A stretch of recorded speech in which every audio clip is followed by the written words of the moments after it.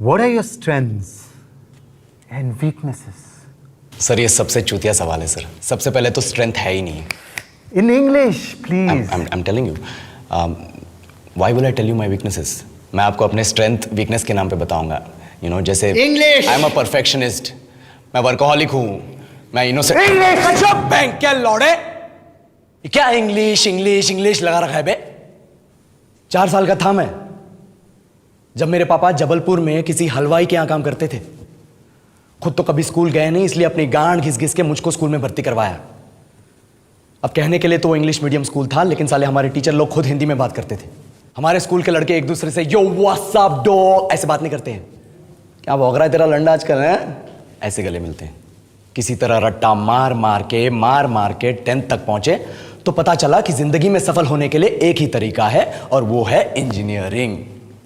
सब यही कहते थे. माँ बाप, टीचर लोग, गली का वॉचमैन भी हमसे पूछता था, और भैया कैसी चल रही है आपकी तैयारी? भग बेंचो, तुमको क्या करना है? इसलिए हमारे स्कूल के बच्चे हम सब पहुंच गए बकरों की तरह. मैं IIT, मैं NIT. अरे जिस बच्चे ने अपने बाप को जलेबी तलते देखा है वो तो यही सोचेगा ना कि जिंदगी में पैसा ही सब कुछ है. I did not choose this engineering life, sir, and neither did this engineering life choose me. It was shoved down my throat by my teachers while my hands were tied to my back by my friends and my parents watched in silence. और English सुनेगा तो मादरचोद तो सुन. 10th के बाद 2 साल लग गए इस कॉलेज में घुसने के लिए. कोचिंग में निकाल दिए, ना कुछ खेले ना कुछ सीखे. और 2 साल बाद जब यहां पहुंचे तो पता चला कि बड़े शहरों के कॉन्वेंट स्कूल के पढ़े बच्चे जब अंग्रेजी में बात करते हैं तो मरे हुए फूल भी खिल उठते हैं. आहा, हवा में ऑक्सीजन की मात्रा बढ़ जाती है इनकी अंग्रेजी सुन के. और पूरे कॉलेज की लड़कियां इन इंग्लिश स्पीकिंग लड़कों को अपना जीवन साथी .com मान चुकी है. तुझे क्या लगता है?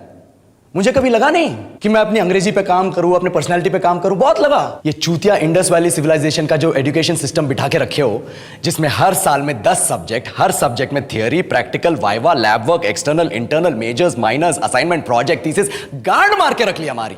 महीनों तक नहाना भूल जाते हैं हम लोग और फिर हमारा परसेप्शन बना देते हो कि हम ऐसे ही रहना चाहते हैं. अब इस साल में एक बार कल्चरल फेस्टिवल आता है, एक बार. उसके लिए भी प्रोफेसर से भीख मांगनी पड़ती है. अरे बिना इंग्लिश बोले, बिना लड़कियों से बात किए कौन गांडू रहना चाहता है वैसे?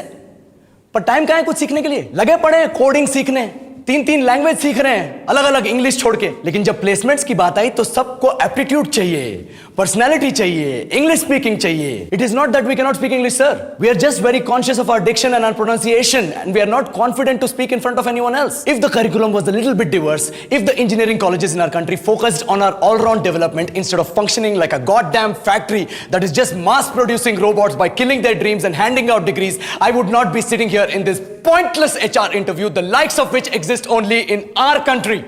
ये लो सर, बोल दिया मैंने 4 और लाइन अंग्रेजी में. अब बताइए, क्या मैं आपके मल्टीनेशनल कंपनी के लायक हूं? Do I have the potential to be a slave of your esteemed organization?